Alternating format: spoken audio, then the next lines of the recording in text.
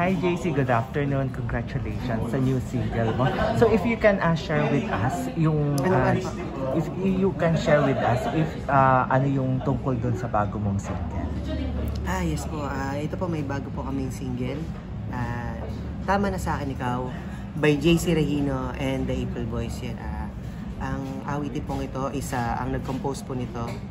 First time po nangyari is Ninong Vingo and Tito Jimmy ko po ng April Boys. Kaya ako po yung kumanta. Kaya excited po ako sa kantang ito. And yun po, ito pong awitin pong ito is para po sa mga nagmamahalan. Yan yung mga nagliligawan, naging magjowa or mag-asawa or tumanda na magkasama. Yun po. Yun yung about sa kanta. Tama na sa akin ikaw. Meron ka bang person? Ikaw lang sapat na, parang gano'n. Meron ka bang personal pinag-dedicatean yung song? Sabi ko po kanina po sa crush ko, kaso baka po malaman pag sinabi ko. Secret lang ba? Nasa showbiz ba siya? Kapuso? Secret. At saka ito po ay para talaga po sa lahat, para po sa inyo lahat.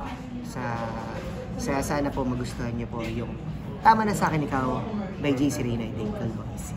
And JC, dun ba sa song, meron ka ba parang specific na parang paboritong linya doon? Na parang ganda-ganda ka sa lines? Lahat maganda, pero yung maganda po dito, di ba, inaalala nyo yung daddy ko may action. Di ko kayang tanggapin na mawawala ka na sa akin. Yun ganun naman. Dito rin meron din. So paano naman yung action mo? Ganito siya. Tama na sa akin ikaw. Tama na sa akin ang pag-ibig mo. Di na kailangan ng ibang mamahalin. Tama na sa akin ikaw. Wow. Aside from dun, JC, parang ang dami mong nakuha sa daddy mo na when it comes to singing. Parang sobrang laki ng influence niya sa'yo.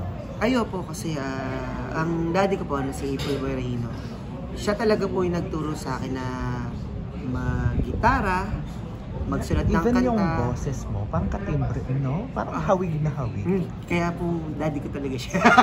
Pagka hindi pa po sila naniwala ang daddy ko po siya. Hindi ko na po alam. Tapos ako sombrero pa po ako. Oo. So ano pa yung mga nakuha mo? Ano yung mga nakikita mo similarities mo sa kanya when it comes to music? Halos lahat po kasi si daddy ko naman po yung mentor ko. Simula po sa pagsusulat ng kanta, paggigitara, pag-awit, si dad na talaga yung nagturo po sa akin. And siya na po yung kinamulatan ko. Kaya lahat ng dumadali sa akin dugo sa musika galing talaga sa daddy. Ano lang yung mga nakikita mong difference ninyo? Yun nga, mahirap nga po sa difference. Siguro po baka more on similarities. More similarities. Pero may pagkakaiba po pagka tagal-tagal niya narinig yung boses namin.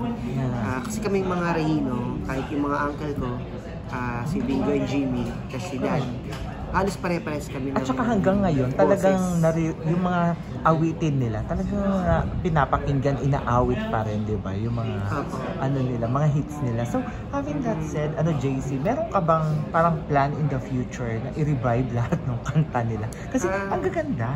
Parang sayang kung Sa ngayon, ang ginawa ko lang muna is, gusto ko po yun. Gusto ko po talaga yan. Kung bibigyan ng pagkakataon. Yes. And sa ngayon, ang ginagawa ko lang po is, kinakanta ko lang po sa video, okay. Tapos nilalabas ko lang sa reels ko. Pakonti-konti lang. Kasi gusto ko talaga po, masaya po ako pagka naaalala ng mga tao po yung mga awitin nila dahil. Na mga Tito ko April Boys. Yun.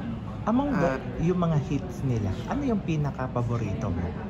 Like bata ka pa talagang kinakanta mo na. Ang dami. Ang dami. Ang tinanong nga sa akin kanina po,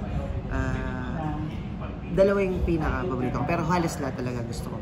Ano yung unang-una is yung Sana'y Lagi Magkapit. Okay. Awit ko'y pakinggan at At laging tatandaan. Mahal kitang pag-ibig ko'y tanging sa'yo, sinta. Ikaw ang lahat sa akin at pakamamahalin. Ikaw at ako, sana'y laging magkapiling.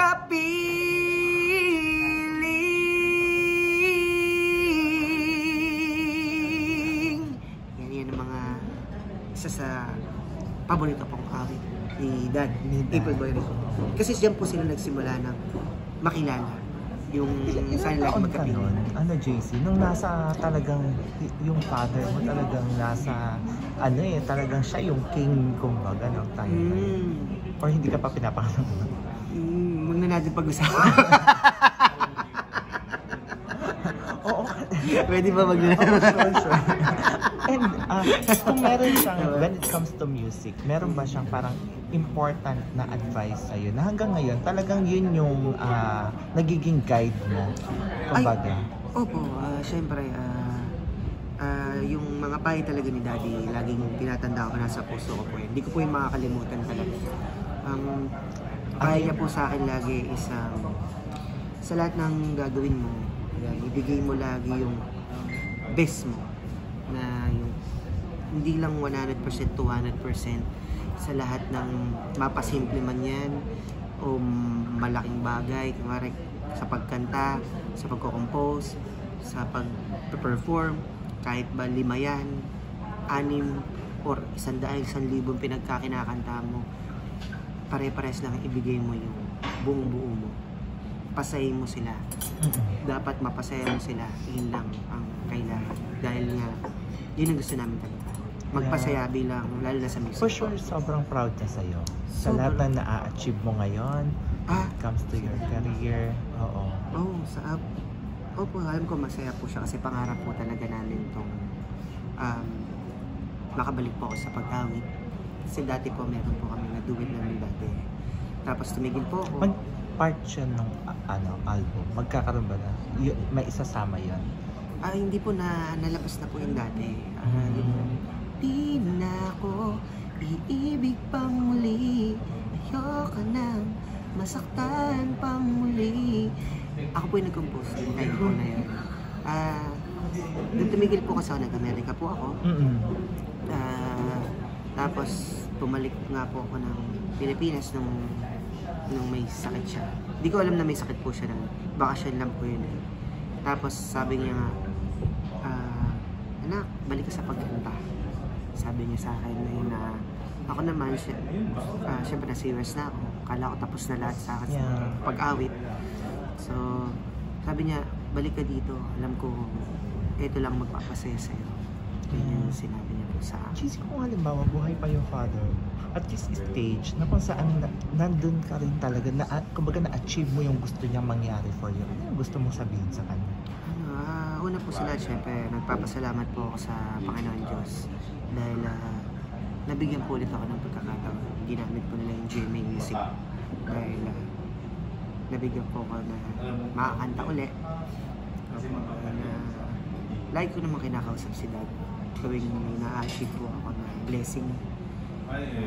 Yun nga, yung pupunta ako sa Musileo, kinakausap ko siya doon. Yung nakuha ko ng GMA Music. Sabi ko, Dad, ito na yung pangarap natin na makabalik po sa music. Alam ko, masaya po kayo dyan. Tapos yung nagustuhan ng tao, lalo ng mga sumuporta sa kanya, yung kantang sinulat ko po para sa mga fans ni dahil nagmahal ng music niya, yung idolo. Sabi ko, lumabas na yung unang single. Alam ko, proud kayo sa akin. Masaya po kayo kung ano man po yung nangyayari. Tapos ito nga na may pangalawa ulit. Sobrang pong masaya. Sa nangyari ngayon, alam ko po, masaya po Daddy Boy. Nandiyan po siya lagi para gabayan po. Any dream project? Meron ka bang parang gusto makakollaborate or dream project mo as a singer? Sa akin po talaga gusto ko talaga po gumawa ng maraming awit. Yun po. And syempre, kung magbibigyan po ako ng pagkakataon na may mga makakolab po sa mga gusto ko rin po kasi Meron bang support po talaga ako sa OPM. Meron bang any specific na artist na gusto mong Madami po. Okay. Madami po. Ano pa yung mga upcoming projects na aabangan ng mga fans mo, JC? Ayun, abangan po nyo yung mga bago pa pong awitin. OPM po tayong lalabas natin mga kanta. Lalo na yung mga bago ko pong isusulat pa para po sa inyo. Yan, sana po magustuhan nyo po yun. Pero sa ngayon po, napakaganda po nitong iaalay naming awitin sa inyo na sinulat po ng mga tito ko, Bingo and Dreamy of April Boys. And ako po'y kumanta, Tama Na Sa Akin Ikaw. Napakagandang awitin kahit ako po nung una ko lang pong narinig to, na-inlove na talaga po ako sa kanila. Sobrang simpleng niya pero ang ganda. Nararamdaman mo sa pag pinakinggan mo, parang saya-saya lang. Parang masarap sa pakiramdam. Thank you so much, JC, and congratulations. Ay, salamat po.